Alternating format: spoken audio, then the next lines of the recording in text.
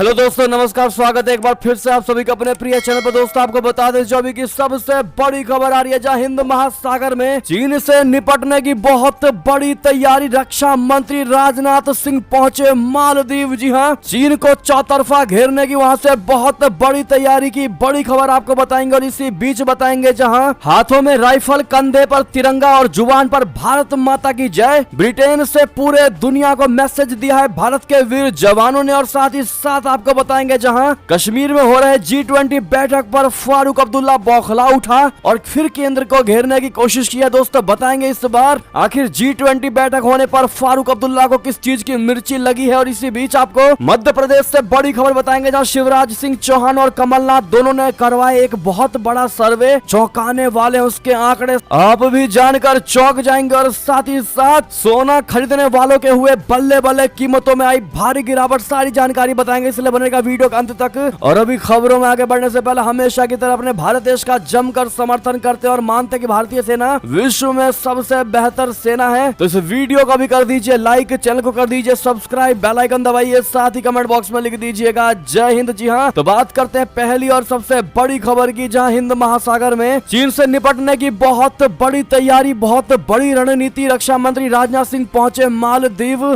देंगे खास उपहार। बता दें रक्षा मंत्री राजनाथ सिंह मालदीव पहुंच गए हैं। वे यहाँ 3 दिन रहेंगे। इस दौरान वे मालदीव के साथ द्विपक्षीय संबंध मजबूत करने की दिशा में बैठक करेंगे। चीन के हिंद महासागर में बढ़ती गतिविधियों के मद्देनजर हिंद क्षेत्र में भारत की रणनीति के तहत राजनाथ सिंह की मालदीव यात्रा काफी अहम है। भारत और मालदीव के पीछे संबंध कभी खट्टे तो कभी मीठे रहे हैं, यानी जब भी मालदीव से भारत के संबंध असहज रहे हैं, इसके पीछे कहीं ना कहीं चीन की भूमिका और हिंद महासागर क्षेत्र में उसका बढ़ता प्रभुत्व है। हालांकि भारत के मालदीव के साथ पारंपरिक संबंध रहे हैं, ऐसे में राजनाथ सिंह की मालदीव यात्रा काफी अहम मानी जा रही है। रक्षा मंत्री राजनाथ सिंह 3 दिन की यात्रा पर मालदीव पहुंचे हैं। वे मालदीव की रक्षा मंत्री मारिया अहमद दीदी और विदेश मंत्री अब्दुल्ला शाहिद के साथ द्विपक्षीय वार्ता करेंगे। वे मालदीव के राष्ट्रपति इब्राहिम मोहम्मद सोलेह से भी मिलेंगे। रक्षा मंत्रालय के अनुसार विचार विमर्श में दोनों देशों के बीच रक्षा संबंधों के पूरे परिदृश्य की समीक्षा की जाएगी। जी हाँ, इस दौरान भारत की ओर से मालदीव को तेज गति का एक गश्ती पोत और एक छोटा जलपोत सौंपेंगे। रक्षा मंत्री राजनाथ सिंह मालदीव में जारी परियोजना के स्थलों का दौरा करेंगे और भारतीय समुदाय से भी मिलेंगे। जी हाँ, बहरहाल वहां से चीन को जो करारा जवाब दिया जाएगा वो वाकई में देखने वाला होगा। ऐसे में इस महत्वपूर्ण यात्रा के लिए राजनाथ सिंह जी को ऑल द बेस्ट जरूर कहिएगा कमेंट के माध्यम से। चलते हैं एक और खबर की तरफ, जहां स्पेशल फोर्स एंटी ड्रोन की तैनाती, G20 मीटिंग से पहले सुरक्षा के कड़े इंतजाम। जी हाँ, जम्मू कश्मीर में इस महीने G20 की एक खास मीटिंग होनी है। इससे पहले विदेशी मेहमानों के लिए सुरक्षा एक बहुत बड़ा सवाल है। पिछले हफ्ते पुंछ में हुए आतंकी हमले से चिंता और भी गहरा गया है। हमले में सेना के 5 जवान शहीद हो गए थे। आतंकियों ने सैन्य वाहन को आग लगा दिया था। ऐसे में केंद्र सरकार यहां विदेशी मेहमानों के सुरक्षा इंतजामों को देखने के लिए एक टीम भेज रही है। एक मीडिया संस्थान NDTV से बातचीत में एक वरिष्ठ पुलिस अधिकारी ने बताया कि विदेशी मेहमानों के यहां पहुंचने से पहले सुरक्षा सभी इंतजामों का रिव्यू किया जाएगा। खुफिया इनपुट है कि vehicle borne improvised explosive device या VBIED का इस्तेमाल किया जा सकता है। पुलिस अधिकारी ने पुंछ हमले के बारे में भी आशंका जताई कि आतंकियों ने यहां VBIED का इस्तेमाल किया होगा। गृह मंत्रालय की माने तो जम्मू कश्मीर में फिलहाल 30 आतंकवादी हैं जो एक्टिव हैं, जो सुरक्षा के लिहाज से ऐतिहासिक कमी है। इसी महीने 22 से 24 मई तक यहां टूरिज्म वर्किंग ग्रुप की मीटिंग होनी है। मीटिंग से पहले यहां स्पेशल आर्म्ड फोर्सेज और एंटी ड्रोन टेक्नोलॉजी को तैनात किया जाएगा। चूंकि भारत G20 की अध्यक्षता इस बार कर रहा है, देश के अलग अलग हिस्से में मीटिंग आयोजित हो रही है। इसके जरिए विदेशी मेहमानों को भारत दर्शन कराना मकसद है, ताकि भारत की संस्कृति को वे जान सके। और विदेशों में जिस प्रकार से कुछ अराजक तत्व भारत के खिलाफ जहर घोलने की कोशिश करते हैं, ऐसे में ये विदेशी मेहमान भारत को देख करके उनके मंसूबों को नाकाम कर सके और भारत की अच्छाइयों को विश्व में बता सके। इसके लिए भारत की केंद्र सरकार जोरों शोरों पर हर तरह की सुरक्षा देने और हर तरह की सुविधाएं देने में लगी हुई है। बहरहाल इन्हीं सब के बीच, इस खुशी के माहौल के बीच फारूक अब्दुल्ला का बयान आया है, जहां पर G20 की बैठक पर केंद्र सरकार को घेरने की कोशिश की है। उन्होंने कहा कि जम्मू में इसको क्यों आयोजन नहीं किया जा रहा है, एक भी बीजेपी नेता नहीं बोल रहा। बता दें कि जम्मू कश्मीर के पूर्व मुख्यमंत्री फारूक अब्दुल्ला ने G20 आयोजन को लेकर बड़ा बयान दिया। उन्होंने कहा कि सरकार सिर्फ कश्मीर और लद्दाख पर ध्यान दे रही है, लेकिन जम्मू पर कुछ ध्यान नहीं दे रही। कहा कि जम्मू के लिए ये बहुत बड़ी त्रासदी है। फारूक अब्दुल्ला ने कहा कि केंद्र सरकार हमेशा से जम्मू से परहेज किया है, जम्मू पर कभी ध्यान नहीं दिया। उन्होंने G20 के आयोजन को लेकर कहा कि ये केवल लद्दाख में ही क्यों आयोजित किया जाता है, ये कश्मीर में क्यों आयोजित किया जाता है, जम्मू में क्यों नहीं इसका आयोजन किया गया। जी हाँ, इसी सवाल को लेकर फारूक अब्दुल्ला ने केंद्र सरकार और केंद्र की मोदी सरकार को घेरने की कोशिश की है। पूर्व मुख्यमंत्री फारूक अब्दुल्ला ने कहा कि मुझे आश्चर्य है कि इसको लेकर जम्मू का एक भी भाजपा नेता नहीं बोल रहा है कि जम्मू में G20 क्यों आयोजन नहीं हो रहा। बहरहाल जहां पर G20 की अध्यक्षता आज भारत कर रहा है और भारत में ये अध्यक्षता हो रहा है, ऐसे में हम किसी एक जगह में इसकी अध्यक्षता ना होने को लेकर सवाल नहीं उठा सकते, क्योंकि बड़ी खुशखबरी की बात है कि ये भारत में हो रहा है। ऐसे में ऐसे सवाल उठाना अगर आप भी मानते हैं कि बिल्कुल भी बेफिजूल की बात है, बेफिजूल का सवाल है, तो दोस्तों आप लोग क्या जवाब देना चाहेंगे उनके इस सवाल का कमेंट में लिखकर जरूर बताइएगा। भारी मात्रा में कमेंट करिएगा और इस वीडियो को आज जितना ज्यादा उसके शेयर कर दीजिएगा व्हाट्सएप फेसबुक पर हमेशा की तरह। चलते हैं एक और बड़ी खबर की तरफ, जहां हाथों में राइफल, कंधे पर तिरंगा और जुबान पर भारत माता की जय। जी हां, आखिर ब्रिटेन में कर क्या रही है भारत के वीर जवान, तो आपको बता दें भारत और यूनाइटेड किंगडम यानी इंग्लैंड के बीच संयुक्त सैन्य युद्धाभ्यास अजय वॉरियर 2023 की शुरुआत हो चुकी है। इस बार इस युद्धाभ्यास का आयोजन यूनाइटेड किंगडम के सैलिसबरी मैदान में किया जा रहा है। बता दें कि अजय वॉरियर युद्धाभ्यास 27 अप्रैल को शुरू हुआ था। 11 मई को समापन से पहले दोनों देशों की सेनाओं के बीच तालमेल बढ़ाने और युद्ध की कई कलाओं का प्रदर्शन किया जाएगा। युद्धाभ्यास अजय वॉरियर भारत का यूनाइटेड किंगडम के बीच हर 2 साल में एक बार आयोजित किया जाता है। इस अभ्यास का पिछला संस्करण यानी लास्ट एडिशन अक्टूबर 2021 में उत्तराखंड के चौबटिया में आयोजित किया गया था।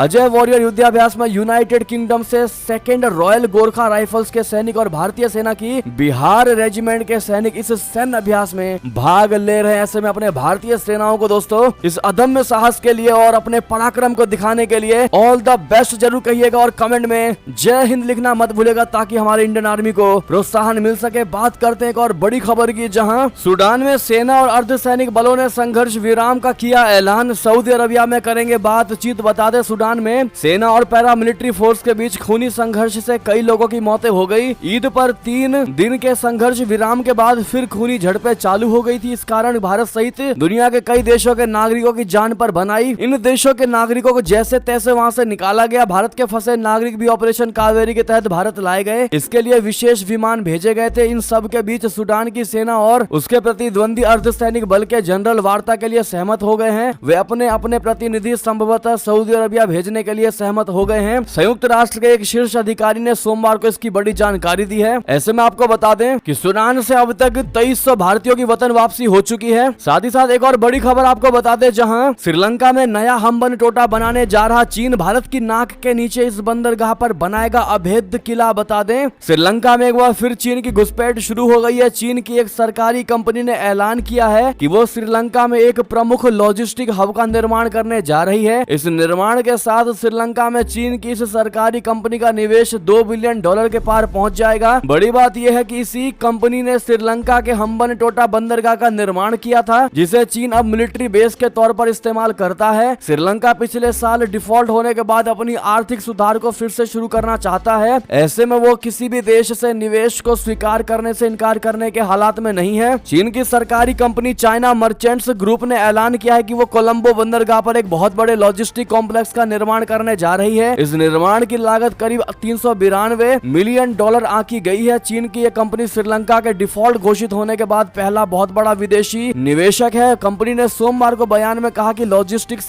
सेंटर प्रोजेक्ट CMG के श्रीलंका में निवेश को $2 अरब अमेरिकी डॉलर से अधिक तक लेकर जाएगा। इससे ये कंपनी श्रीलंका में सबसे बड़ी विदेशी निवेशक बन जाएगी। साथ ही साथ अगली बड़ी खबर आपको बता दें, जहां तुर्की ने इस्लामिक स्टेट के सरगना अबू हुसैन अल कुरैशी को किया ढेर। राष्ट्रपति एर्दोगन ने की इसकी बड़ी पुष्टि। जी हाँ, मारा गया ISIS चीफ अबू हुसैन अल कुरैशी तुर्की का बड़ा दावा, सीरिया में घुसकर किया गया ढेर। बता दें तुर्की के सुरक्षा बलों ने सीरिया में एक अभियान में आतंकवादी समूह इस्लामिक स्टेट यानी ISIS के एक नेता को मार गिराया है। तुर्की के राष्ट्रपति रजब तैयब एर्दोगन ने रविवार देर रात ये जानकारी दी। एर्दोगन ने एक इंटरव्यू में TRT तुर्क टेलीविजन से कहा कि IS नेता को शनिवार को हुए एक हमले में मार गिराया गया। उसका कोड नेम अबू हुसैन अल कुरैशी था। तुर्की के राष्ट्रपति ने बताया कि देश की खुफिया एजेंसी MIT लंबे समय से उसके पीछे पड़ी थी। उन्होंने कहा कि हम बिना किसी भेदभाव के आतंकवादी संगठनों के खिलाफ अपना संघर्ष जारी रखेंगे। बहरहाल अभी IS से इसकी कोई पुष्टि नहीं की गई है। तुर्की ने सीरियाई सीमा पर ISIS तथा कुर्द समूह के खिलाफ कई अभियान चलाए हैं। जी हाँ दोस्तों, बात बात करते हैं एक और बड़ी खबर की, जहां राज्याभिषेक में धनखड़ करेंगे भारत का प्रतिनिधित्व। महारानी एलिजाबेथ द्वितीय के समय शामिल हुए थे पंडित जवाहरलाल नेहरू। बता दें उपराष्ट्रपति जगदीप धनखड़ ब्रिटेन के सम्राट चार्ल्स तृतीय और क्वीन कैमिला के राज्याभिषेक में भारत का प्रतिनिधित्व करेंगे। 6 मई को होने वाला ये कार्यक्रम 1953 में महारानी एलिजाबेथ द्वितीय के अंतिम राज्याभिषेक के लगभग 7 दशकों को चिन्हित करेगा, जब प्रधानमंत्री जवाहरलाल नेहरू ने भारत का प्रतिनिधित्व किया था। हालांकि ब्रिटेन ने शुरुआत में राष्ट्रपति द्रौपदी मुर्मू को आमंत्रित किया था, लेकिन उनके स्थान पर धनखड़ कार्यक्रम में शामिल होंगे। अगली खबर बता दें आपको, जहां पर अपने ही सैनिकों को खौफनाक सजा दे रहा है रशिया। ब्रिटेन के रक्षा मंत्रालय ने किया बड़ा दावा। जी हां, यूक्रेन से युद्ध के बीच रूसी सैनिकों को दंडित किया जा रहा है। सैनिकों को सजा देने के लिए मध्यकालीन तकनीक का इस्तेमाल किया जा रहा है। दरअसल जिन सैनिकों को सजा दी जा रही है उन पर नशे में धुत होने, क्रेमलिन के साथ अपने अनुबंधों को समाप्त करने का प्रयास करने और यूक्रेन युद्ध में लड़ने से इनकार करने का आरोप है। ऐसा दावा ब्रिटेन के रक्षा मंत्रालय ने अपने एक ट्वीट में किया है। ब्रिटेन के रक्षा मंत्रालय के अनुसार रूसी सैनिकों को सजा के रूप में जिंदान कहे जाने वाले भूमिगत पिंजरे में फेंक दिया जाता है। ट्वीट में कहा गया है कि जिंदान के बारे में बहुत बार सुना गया है। इसमें जमीन में छेद होते हैं जो लोहे की जाली से ढके होते हैं। मंत्रालय ने रविवार को अपने दैनिक खुफिया अपडेट में कहा कि हाल के महीनों में रूसी कमांडरों ने जिंदान में आरोपी सैनिकों को सजा दे रही है। दरअसल ऐसी सजा उन सैनिकों को दी जा रही है जो अनुशासन के उल्लंघन में दोषी पाए जा रहे हैं। बहरहाल आपको बता दें एक और बड़ी जानकारी है रशिया से, जहां पुतिन की सेना में बड़ी फूट। भाड़े के सैनिकों को नहीं मिल रहे हथियार, यूक्रेन युद्ध बीच में ही छोड़ने की दी धमकी। जी हां, रशिया के राष्ट्रपति व्लादिमीर पुतिन की प्राइवेट आर्मी कहे जाने वाले वैगनर समूह ने रूसी सैनिकों को बखमुत में अकेला छोड़ने की धमकी दी है। ये पुतिन की सेना के भीतर बढ़ती लड़ाई को दिखाता है। यूक्रेन के खिलाफ लड़ाई में रशिया की मदद करने वाले भाड़े के समूह ने पूर्वी यूक्रेन में शहर के अपने लड़ाकों को वापस लेने की धमकी दी है। पिछली कई खबरों में यह दावा किया जा चुका है कि यूक्रेन में भारी नुकसान के चलते पुतिन की सेना के भीतर असंतोष बढ़ रहा है। ऐसे में वो भाड़े की सेना का मेन मुखिया कह रहा है कि हमको ये सुविधाएं मुहैया कराओ, अन्यथा हम युद्ध को बीच में ही छोड़कर चले जाएंगे। साथ ही साथ एक और खबर बता दें आपको, जहां इस क्षेत्र में यूरोप के लिए सबसे बड़ा सहारा बना अपना भारत। रशिया की दोस्ती से हासिल हुआ ये मुकाम। बता दें भारत ने किया तेल का सबसे बड़ा खेल। आलोचना करने वाले यूरोपीय देशों को रिफाइंड करके बेच रहा रूस से खरीदा हुआ ऑयल। बता दें भारत ने गजब तेल का खेल किया है। जिन यूरोपीय देशों ने रशिया से कच्चा तेल खरीदने पर भारत के प्रति नाराजगी जताई थी, अब भारत उन्हीं रशिया के कच्चे तेल को रिफाइंड करके बेच रहा है। अपनी क्षमता के उपयोग के बाद बचे तेल को रिफाइंड करके यूरोपीय देशों को भारत ऑयल बेच रहा है। दरअसल भारत के पास ऑयल रिफाइंड करने की क्षमता अधिक है। एनालिटिक्स फर्म केपलर की एक हालिया रिपोर्ट में यह बात सामने आई है कि भारत इस महीने रिफाइंड पेट्रोलियम का यूरोप का सबसे बड़ा आपूर्तिकर्ता बन गया है। यूक्रेन पर रूसी हमले के बाद यूरोपीय यूनियन ने दिसंबर 2022 में रूसी कच्चे तेल पर प्रतिबंध लगा दिया था। कुछ समय बाद यूरोपीय देशों ने रूस के रिफाइंड तेल उत्पादों पर भी प्रतिबंध लगा दिए थे। यूरोप रशिया से अपने इस्तेमाल का 30% तेल खरीदता था, लेकिन जंग शुरू होने के बाद प्रतिबंध लग जाने के कारण वे रशिया से तेल नहीं खरीद पाए और उनके यहाँ तेल की किल्लत हो गई। यूरोपीय देशों की इसी किल्लत को भारत पूरा कर रहा है। भारत की तेल कंपनियां इस कमी को पूरा करने का बीड़ा उठा रही हैं। इस तरह भारत यूरोपीय देशों को रिफाइंड तेल की आपूर्ति करने वाला सबसे बड़ा आपूर्तिकर्ता देश बनकर उभरा है। ऐसे में हमें गर्व है कि हम भारतीय हैं। लिखना मत भूलिएगा और साथ ही साथ लॉन्ग लिव मोदी जी जरूर कहिएगा आप लोग। साथ ही साथ एक और खबर की बात करते हैं, जहां कभी पाकिस्तानी सेना के खौफ में नहीं होता था जम्मू कश्मीर या यूं कह ले एलओसी के पास में जश्न या शादियां। आज जो सबसे बड़ी खबर आ रही है, जहां एलओसी के नजदीक धूमधाम से हुई शादी। जी हां, इस क्षेत्र में शादियां एक साधारण समारोह तक सीमित कर दी गई थी और सभी रस्में पाकिस्तानी सेना को जगाए बिना पूरी गोपनीयता से पूरी की जाती थी। एक बार भारत पाकिस्तान की सेनाओं की रोजाना की लड़ाई ने चुरुंडा के छोटे से सीमावर्ती गांव को अंतरराष्ट्रीय पटल पर ला दिया था, मगर अब नियंत्रण रेखा पर युद्ध विराम के बाद ये गांव शांति का लाभ उठा रहा है। यहाँ के लोग अब सुकून की जिंदगी जी रहे हैं और धूमधाम से शादियां हो रही हैं, पार्टियां हो रही हैं। जी हाँ, और इन लोगों से अगर पूछा जाए तो वाकई में ये लोग भारत के सरकार के राज में रहकर काफी ज्यादा खुश नजर आ रहे हैं। बहरहाल मोदी है तो वाकई में सब कुछ मुमकिन है। अगर आपको भी लगता है तो अपनी राय अवश्य दीजिएगा। चलते हैं अगली खबर की तरफ, जहां शहबाज सरकार का इमरान खान को अल्टीमेटम। कहा चुनाव पर बातचीत अगर विफल हुई तो पीटीआई की हार मानी जाएगी। जी हां, पाकिस्तान सरकार ने इमरान खान को चेतावनी दी है कि अगर चुनाव पर बातचीत विफल हुई तो पीटीआई की अंतिम हार होगी। बता दें कि इमरान खान ने नेशनल असेंबली को 14 मई तक भंग करने की मांग की थी। इमरान खान की मांग पर पाकिस्तान के सत्तारूढ़ गठबंधन ने पूर्व प्रधानमंत्री को चेतावनी दी है कि अगर बातचीत विफल रही तो उनकी पार्टी की हार होगी। होगी, क्योंकि 1 साल तक चुनाव में देरी हो सकती है। पाकिस्तान मुस्लिम लीग नवाज के नेतृत्व वाले संघीय गठबंधन और पीटीआई के बीच मंगलवार को होने वाली तीसरे दौर की वार्ता से पहले सरकार ने इमरान खान से कहा कि वो बंदूक की नोक पर बातचीत नहीं कर सकते। रिपोर्ट में सोमवार को कहा गया कि संघीय गठबंधन ने इमरान खान के अल्टीमेटम को अव्यवहारिक करार दिया। इकबाल ने कहा कि अगर वार्ता विफल होती है तो सबसे ज्यादा नुकसान पीटीआई को होगा, क्योंकि संविधान के तहत चुनाव को 1 साल के लिए टालने का प्रावधान है। बात करें एक और खबर की दोस्तों, जहां चीन से ताइवान के बीच जो बाइडेन फिलीपीन के राष्ट्रपति मार्कोस से करेंगे मुलाकात। बता दें, राष्ट्रपति जो बाइडेन सोमवार को फिलीपीन के अपने समकक्ष फर्डिनेंड मार्कोस जूनियर की व्हाइट हाउस में मेजबानी करेंगे। दोनों नेताओं की बैठक ऐसे समय में हो रही है जब दक्षिण चीनी सागर में फिलीपीन के पोतों को चीनी नौसेना की ओर से धमकी बढ़ रही है। मार्कोस की वॉशिंगटन यात्रा पिछले सप्ताह दोनों देशों के बीच हुए सबसे बड़े युद्धाभ्यास के बाद हो रही है। अमेरिका और फिलीपीन की वायुसेनाएं सोमवार को 1990 के बाद से पहली बार संयुक्त लड़ाकू प्रशिक्षण शुरू करेंगे। साथ ही साथ एक और खबर बता दें, जहां किम जोंग उनको यूएसए सिखाएगा सबक। 40 साल बाद तैनात होगी अमेरिकी ट्राइडेंट मिसाइल। बता दें, शायद ही कोई ऐसा सप्ताह जाता है जब नॉर्थ कोरिया का तानाशाह किम जोंग उन दुनिया के लिए नया खतरा ना पैदा करता हो। जोंग द्वारा खतरनाक मिसाइलों की टेस्टिंग और पूरी दुनिया को धमकाना अब आम हो चुका है, लेकिन इसी बीच अमेरिका ने नॉर्थ कोरिया को सबक सिखाने के लिए अपना पैंतरा चल दिया है, और वो पैंतरा है साउथ कोरिया की धरती पर अमेरिका की सबसे घातक ट्राइडेंट मिसाइल को तैनात करने का। रक्षा विशेषज्ञों का कहना है कि अगर नॉर्थ कोरिया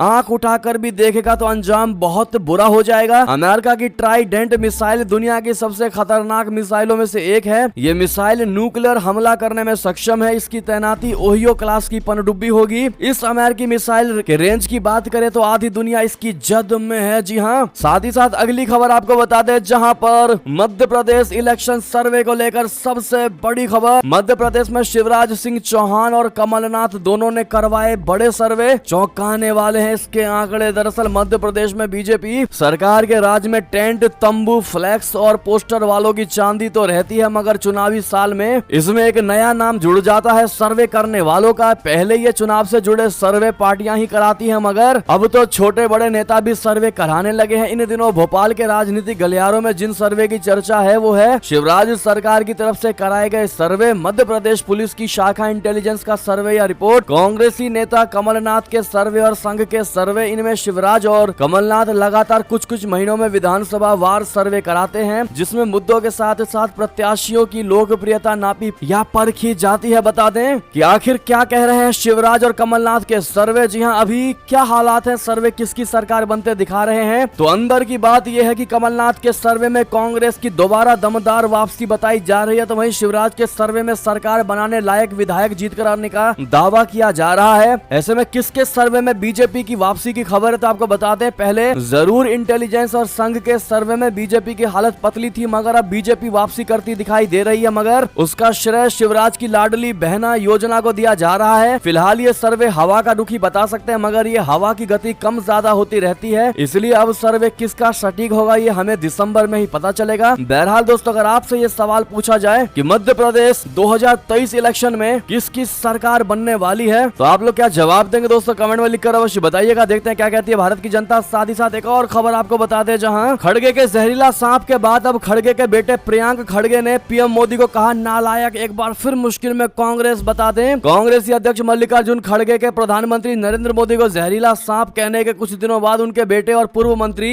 प्रियंक खड़गे ने अब उन्हें यानी मोदी जी को नालायक कहा है। राज्य में 10 मई को होने वाले विधानसभा चुनाव में कलबुर्गी जिले के चित्तपुर से फिर से चुनाव लड़ रहे प्रियंक ने प्रधानमंत्री मोदी के एक संबोधन को उद्धृत करते हुए कहा कि जब आप यानी प्रधानमंत्री मोदी गुलबर्गा आए थे तो आपने बंजारा समुदाय के लोगों से क्या कहा था, आप सब लोग डरिए मत, बंजारा का एक बेटा दिल्ली में बैठा है। प्रियंक खड़गे ने लोगों को संबोधित करते हुए पूछा, ऐसा नालायक बेटा बैठा तो कैसे होता भाई। उन्होंने कहा, हम जो कह रहे हैं वो ये है कि उन्होंने खुद को बंजारा समुदाय का बेटा बताया और आरक्षण को लेकर भ्रम पैदा किया। क्या बंजारा समाज के साथ अन्याय नहीं हुआ? शिकारीपुरा में येदियुरप्पा के घर पर पत्थर क्यों फेंके गए? कलबुर्गी और जेवर्गी में बंद क्यों रखा गया? आज आरक्षण को लेकर भ्रम की स्थिति है। बहरहाल खड़गे ने पीएम मोदी जी को जहरीला सांप तो बताया ही था, उसके बाद अब खड़गे के बेटे प्रियंक ने मोदी जी को लेकर नालायक शब्द का इस्तेमाल किया गया। दोस्तों, ऐसे में आपका जवाब तो बनता ही है। देखते हैं क्या कहती है भारत की जनता। साथ ही साथ एक और खबर आपको बता दें, जहां जंतर मंतर पर पहलवानों के प्रदर्शन पर बोले फारूक अब्दुल्ला, कहा वो मेरी भी बेटियां हैं और आपकी भी हैं। बता दें, दिल्ली के जंतर मंतर पर भारतीय कुश्ती महासंघ के अध्यक्ष ब्रजभूषण शरण सिंह के खिलाफ धरना प्रदर्शन कर रहे पहलवानों का जम्मू कश्मीर के पूर्व मुख्यमंत्री और नेशनल कॉन्फ्रेंस के मुखिया फारूक अब्दुल्ला ने भी समर्थन किया है, उनकी सराहना भी किया। उन्होंने कहा कि उनके अंदर हिम्मत है जो ये लड़ाई लड़ रहे हैं। समाचार एजेंसी पीटीआई के मुताबिक सोमवार को प्रेस कॉन्फ्रेंस में फारूक अब्दुल्ला ने कहा, एकता में शक्ति होती है और ये किसी भी सरकार को हिला सकती है। पहलवान जंतर मंतर पर विरोध में बैठे हुए क्योंकि उनका यौन शोषण किया गया। वे मेरी और आपकी बेटियां हैं जो हिम्मत के साथ आई और किसी ने उनकी बात नहीं सुनी, फिर भी उन्होंने अपने सम्मान के लिए लड़ने का संकल्प लिया। साथ ही साथ दोस्तों एक और खबर बता दें, जहां वंदे भारत पर उपद्रवियों ने फिर बरसाए पत्थर। केरल में बनाया गया निशाना। बता दें वंदे भारत ट्रेन के ऊपर एक बार फिर पत्थरबाजी की घटना हुई है। इस बार ये घटना सोमवार को केरल में हुई। कुछ अनजान उपद्रवियों ने उत्तरी केरल स्थित मल्लपुरम जिले के थिरुनवाया और थिरूर स्टेशन के बीच वंदे भारत ट्रेन पर पत्थर बरसाए। रेलवे अधिकारियों के मुताबिक घटना शाम के 5 बजे के करीब हुई। इसके बाद अधिकारियों ने पुलिस को इस बारे में जानकारी दी। बता दें कि कुछ ही दिनों पहले प्रधानमंत्री नरेंद्र मोदी ने यहां पर वंदे भारत ट्रेन का उद्घाटन किया था। साथ ही साथ एक और खबर बता दें, जहां सोना यानी गोल्ड खरीदने वालों के बल्ले बल्ले कीमतों में आई भारी गिरावट। बता दें अगर आप सोने की खरीदारी करने की प्लानिंग कर रहे हैं तो आपके लिए अच्छी खबर है। बहुमूल्य धातुओं की अंतरराष्ट्रीय कीमतों में गिरावट के बीच राष्ट्रीय राजधानी के सर्राफा बाजार में सोमवार को सोने का भाव 105 रुपए का नुकसान के साथ 59,975 रुपए प्रति 10 ग्राम रह गया। पिछले कारोबारी सत्र में सोना 60,080 रुपए प्रति 10 ग्राम के भाव पर बंद हुआ था और अब 105 रुपए के नुकसान के साथ इतना सस्ता हुआ है। बहरहाल आपकी जो भी इस पर निजी राय हो बताइएगा जरूर। ये थी अब तक की सारी बड़ी खबरें। आपको हमारी खबर कैसी लगी? आशा करता हूँ बहुत अच्छी लगी होगी। थोड़ी भी अच्छी लगी है तो इस वीडियो का भी अपने भाई बंधुओं में व्हाट्सएप, फेसबुक, ट्विटर के जरिए पूरे भारत में शेयर करना बिल्कुल मत भूलिएगा। और अभी कर दीजिए इस वीडियो को लाइक, चैनल को कर दीजिए सब्सक्राइब, बेल आइकन दबाइए, साथ ही कमेंट बॉक्स में लिख दीजिएगा जय हिंद जय भारत। बहुत बहुत धन्यवाद।